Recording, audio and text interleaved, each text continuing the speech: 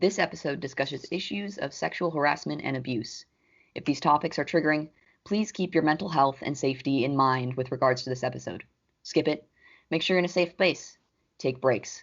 We want you all to be healthy because we care. Welcome to Anything Goes. I'm your 5-Wing 4 host, Madison.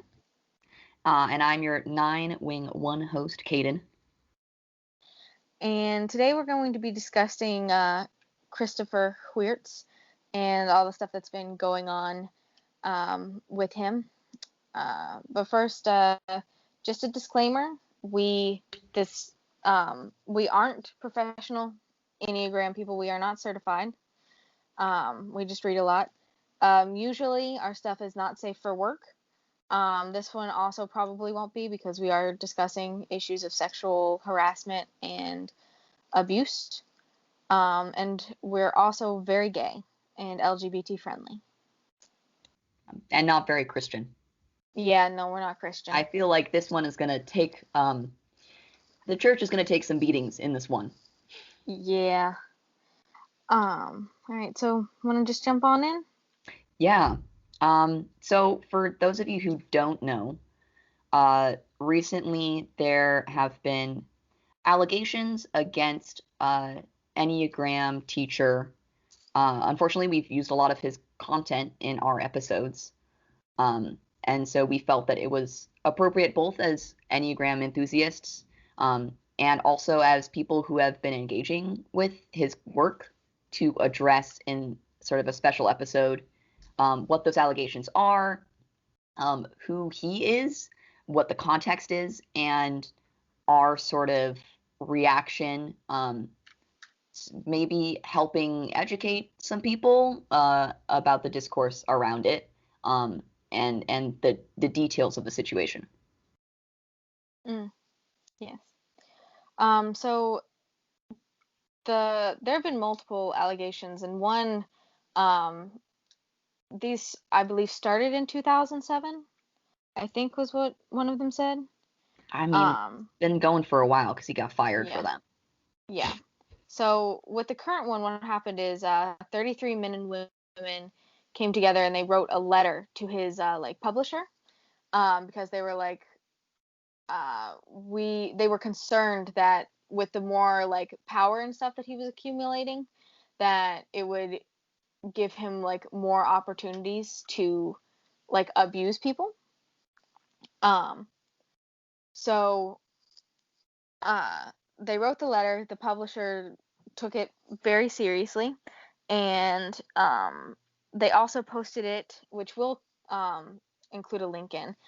They posted pretty much not the entire letter, but all of their concerns and stuff on the website for everyone to read. It's essentially the allegations as they stand are that he has exhibited for a while sexually predatory, like grooming behavior, specifically around the people that he is mentoring in a spiritual way, which just kind of makes it grosser. Yeah. Like definitely. There talks about like suggestive language and tokenism, manipulation, creating artificial intimacy, with the goal of ostracizing specifically young women. Young women of color too. Young women of color in particular. And then sort of leveraging that. Since those 33 have come forward, even more have started to come forward. However, there aren't any real posts from them, and mostly they're contacting those original like 33. So there are at least 33 and probably more. So what he was doing originally is that he would meet like young people at like a speech he was giving or something, and he would be like, I think that you should come and do this great retreat experience with me, or work at like this company that I'm working at, and that kind of stuff. And so he would get these people out away from their like safety nets and away from like people, and put them in like a financially kind of straining position where they would need to continue working with him or working with his company in order to keep a roof over their head and keep fed. And then once he kind of got them in this position, he would start making sexual jokes, or pressuring them, or doing like really harsh critiques, or getting in like a really harsh fight, and then later doing like a very good, like, basically make up with them and be very like intimate with the like making up process, um fostering like a false sense of security and like false, like, um artificial intimacy and closeness. And this happened to a lot of people. um And it got to the point where he got kicked out of the nonprofit that mhm, he was leading yeah. for being a sexual predator. Mhm, So in 2012, the board of directors of the organization that he was leading asked him to like leave and mhm, resign because he was exhibiting this sexually predatory behavior. mhm. And that organization was Word Made Flesh, and I have a little excerpt from the, I guess, the website article that the 33 people put into, like, put on the website. So once the connection is built, Chris leverages his power in the relationship in order to cross healthy boundaries. Among other things, this has looked like flirtation or suggestive language, followed up with messages to say it was just a joke, or to check to see if the person is okay. Tokenism. Cruel or manipulative criticisms, intense arguments, followed by equally intense reconciliations that foster artificial intimacy, denigrating one's reputation with the result of ostracizing them from the group, and unwelcome and inappropriate comments and touch. The victims are left isolated from family and friends and confused as to how their friend has treated them. Confrontations are quickly silenced by Chris, who can easily point to his generosity towards this person. Um, and so when I was reading like some of the stuff he did, it was very concerning because it almost sounded like cult leader esque. He does some of the things that like cults do in order to like keep people like within the cult, because the primary way that people keep like people in a cult is that they get them like stuck away from their family and make it so that their only like security net is the cult. um so yeah, it's very concerning that he is still in a position of power within a company, because he could still absolutely be doing these kind of things. Which leads us into the next bit, which is there has been an investigation into this, but it so his current Being company, led by Gravity. his company though. Yeah, well, see, they say they hired a third party, like, Well, they hired a lawyer. attorney, basically. They hired a Um, lawyer, but the person who's paying them is the company, which yeah, is really like mhm, the hardest part, that um to believe this investigation. It's that the fact that there's so much money wrapped up in all of it. Like mhm, we pointed out before that the Enneagram, we were making jokes about the Enneagram being kind of culty, but mhm, it is. It's just like that's sort of that's the mhm, vibe of all of it from the get-go. And mhm, there's so much like profit to be mhm. had off of this sort of, well, there's not a lot of resources out there. Um, and this is I think the company that's leading it is the retreat company, right? Yeah, it's a retreat company slash they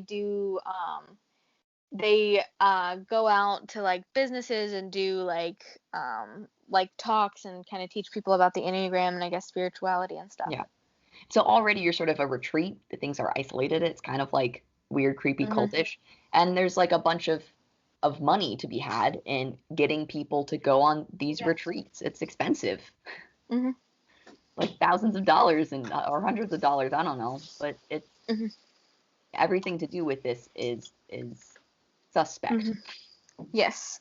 And there were also some other issues with the investigation, or at least things that concerned me, which is that when they did the investigation, the attorney only interviewed 15 of the people at his current company, and they were all people who were currently working there. They didn't interview anyone who like left the company to see why they were leaving the company, that kind of thing. They also never interviewed any of the original 33 from the letter. And the reason being is the lawyer did reach out to some of them to like interview them, but the way she went about it was very sketchy. And so a lot of them just didn't engage with it. Um, so like for instance, the lawyer like reached out to one girl, and I forget her name. Her name was Ana Yalesi, Velasco Sanchez.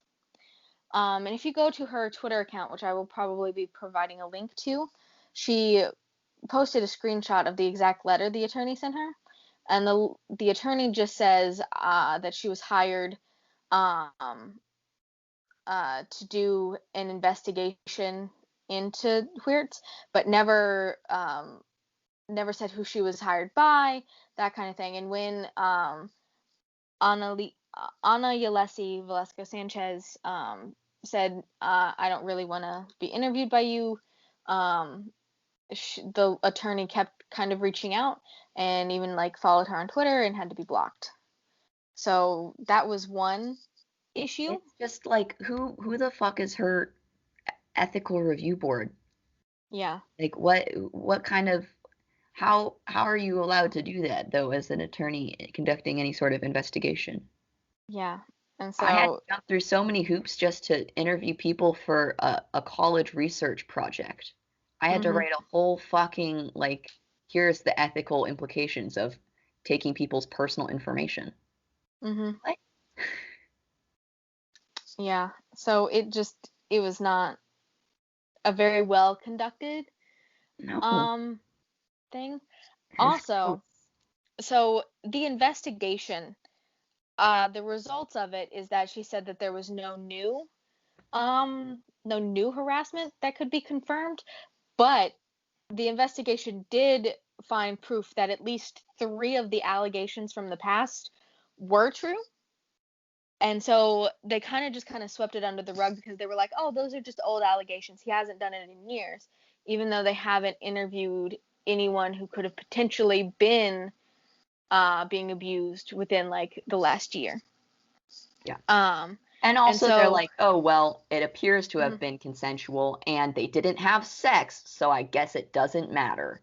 yeah, hold on, we have a quote here, which is, hold on, There was a crossing of healthy here, boundaries, but it yeah, appears to have been consensual. It did not involve sexual intercourse and does not appear to have any elements of quid pro quo. So that's a quote from the investigation that the hmm, lawyer did, right? And yes, which, yeah, I just like what?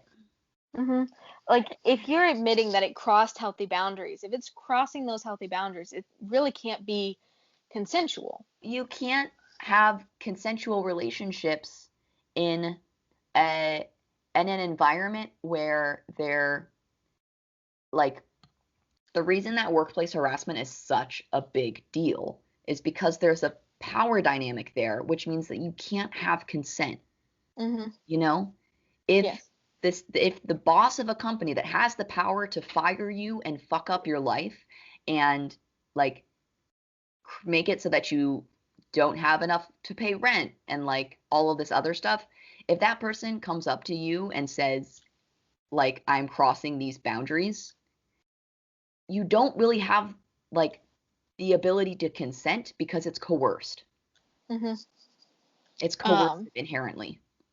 hmm. And especially, so, all of these women, or I don't know if all of them are, but most of them, it says, were people of color. So there's Yeah, already an even increased power dynamic because of that. Um, and like the Enneagram world is so small. So if you chose this as your career, you Christopher don't have Heuertz, any other options. yeah, his name is so big that if you kind of would have gone against him, it would have been hard to find other jobs in the Enneagram world. Yeah. So And it's this is the same even sort of thing that happened with the Hollywood Me Too stuff. Is this mhm, it's everywhere. yeah. So, and then the other thing that bothered me is the company's board of director quoted. His name is George McHale. He said that after the investigation was concluded, he said that the important thing that came about is the specific allegations and language used in the Medium post were found to be without credibility, which is a bold-faced lie because um, the investigation found that at least 3 of them were completely true. It just couldn't prove any of the rest of them or um, any new harassment or abuse, which is not the same as finding none. So for him to say that they were without credibility is completely false because their credibility was proven for at least 3 of them. Yeah. Um, Well, so there was a reason why he was asked to leave that yes. company, and that's Mhm. because you know, that's because he was being abusive. Yes. There's why do you think he was asked to resign? Mhm.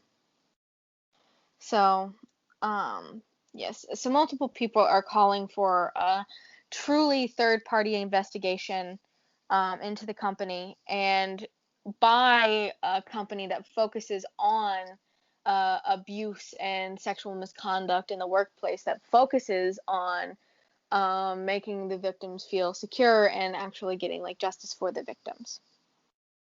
So hopefully that will happen, but it doesn't appear that Gravity will be taking those steps to make that happen. They're going to try and push the rhetoric that this investigation was a good investigation and that basically they'll run a smear campaign against the 33 people who have stepped out. So currently, as a result of the investigation, the company hasn't done anything. Gravity. Yes. Yeah, Um, Gravity hasn't done and anything. Heuertz and his wife are on a sabbatical, A voluntary sabbatical, yeah. sabbatical, while a bunch of this stuff gets sorted out. But there's the sort of the danger of, oh, well, they just leave for a few months while this blows over and then get to go back and can either continue doing what they're doing or not face any real consequences Mm-hmm. for their past actions. Mm-hmm. But he has come out with a letter, a statement about it. Mm-hmm. Which is also fairly problematic. In his letter, he never denies that he never says that he didn't do anything wrong. In fact, he openly admits he was like, I made mistakes. My behavior was inappropriate at some points. So he fully confesses to that, which also leads to problems with McHale's statement that the allegations were without credibility because Christopher Heuertz himself admits to doing it.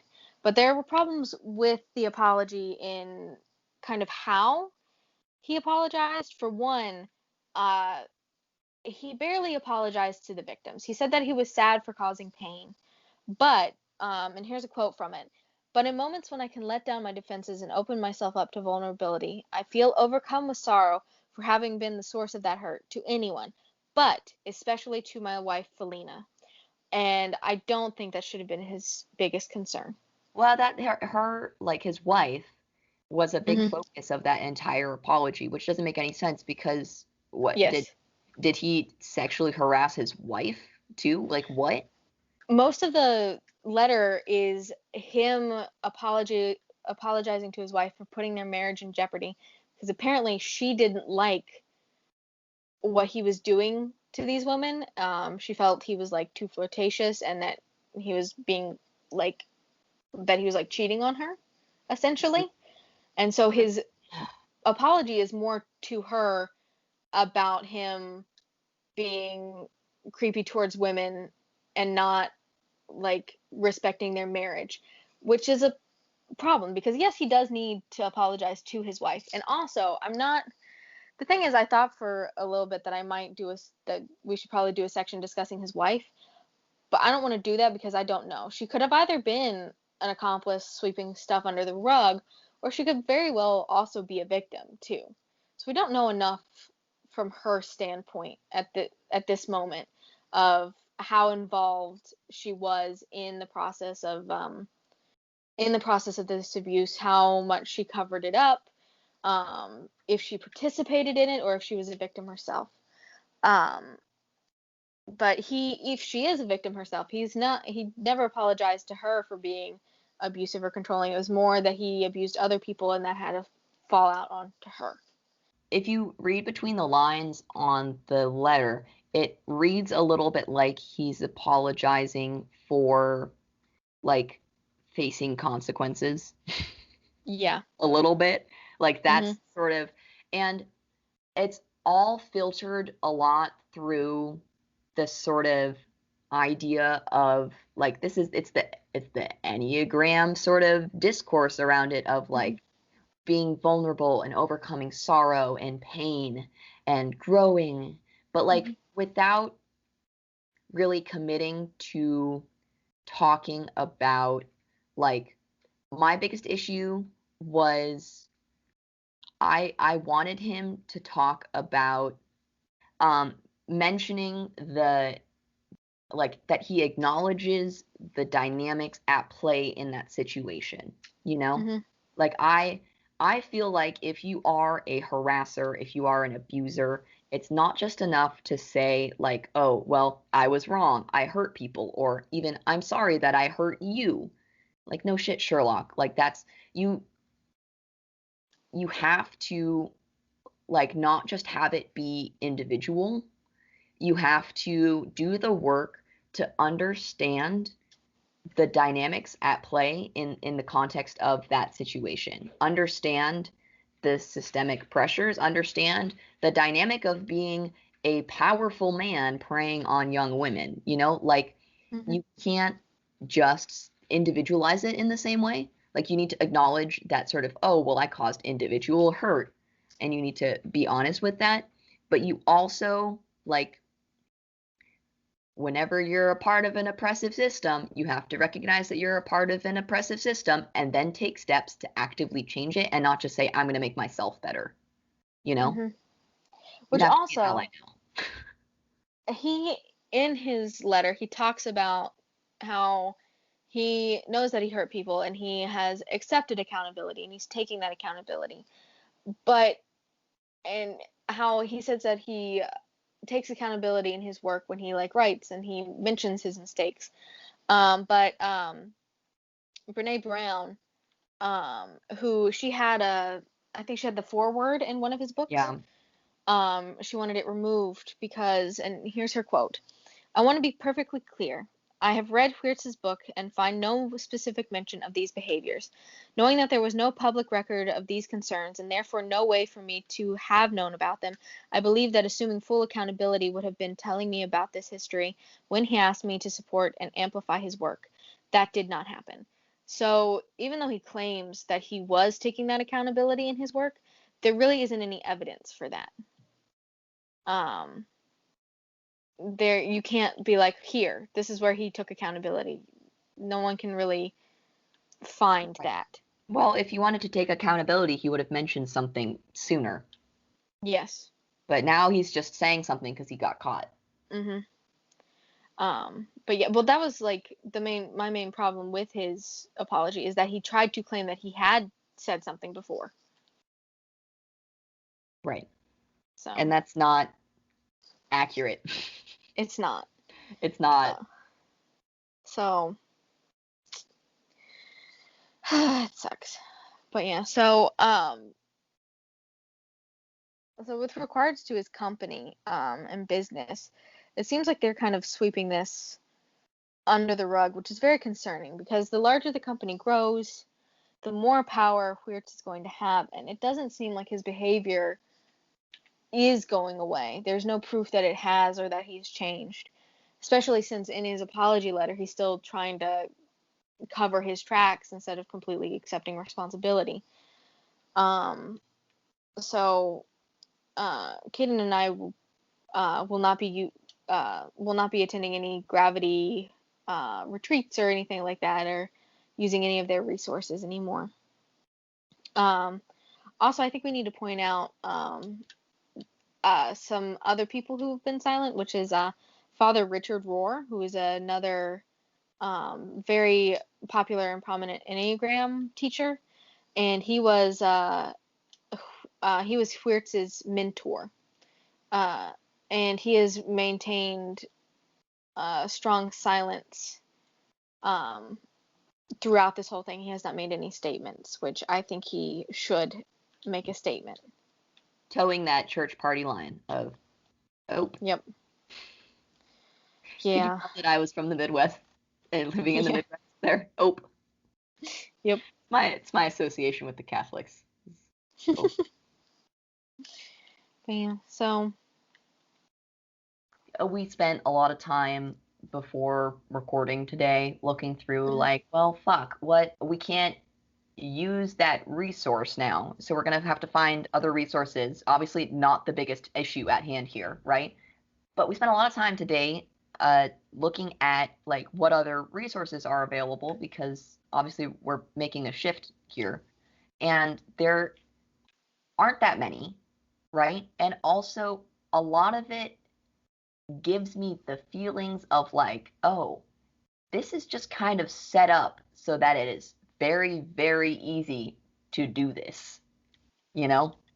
Like the way that this is all designed, people who are inclined to abuse that kind of power, people who are inclined to utilize it for manipulating people, it's very easy to get into the Enneagram for those reasons. And this is why we need the sociology in the Enneagram, right? Yeah. Because all you've got is a bunch of, I don't want to say all, there are people who do Enneagram stuff who are not cis straight white men with a bunch of privilege. I understand that.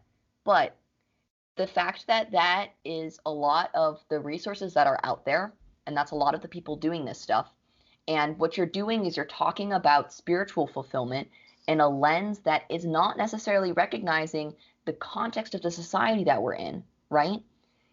When you're like interrogating those things inside of yourself, you're doing it on a very individual level, okay? You're talking about you individually, and you get so wrapped up in your little internal bubble that you start to believe that you can like do this type of bullshit, and you're not actually looking at how are you affecting and impacting other people, or even like interrogating your space in our society in a good way. Like why do we not hear Enneagram people talking about racism? Why do we not hear Enneagram people talking about sexism and homophobia and ableism and all of the other ways that like these unhealthy behaviors are manifesting? Like that intersectionality needs to be a cornerstone to how we approach any sort of spiritual growth. But the fact that it has been so dominated by this like Christian setting that's all focused upon your personal connection to God means that I don't hear anything about that. Ready to wrap up? Yeah, I'm sorry. I got real heated there. I enjoy doing Enneagram stuff. I like it. It's fun. I get to explore, like, this is the 9 brain in me. I get to explore like how other people do things, which is really great for me. But I also feel like it can lead to a lot of egoism. You start to think that you know things, and that's never a good sign. But yeah, we will be listing all of our resources in our show notes. So please do go take a look at the letters and the apology. And for the question of this episode, just what are your thoughts on this whole situation? What do you think should be done to Heuertz? What is an appropriate punishment for this, or how should gravity move forward? But yeah. All right. Take care of yourselves. Yep. Something calming. Yeah. Take a bubble bath. Go for a walk. Mm-hmm. Bye. Bye.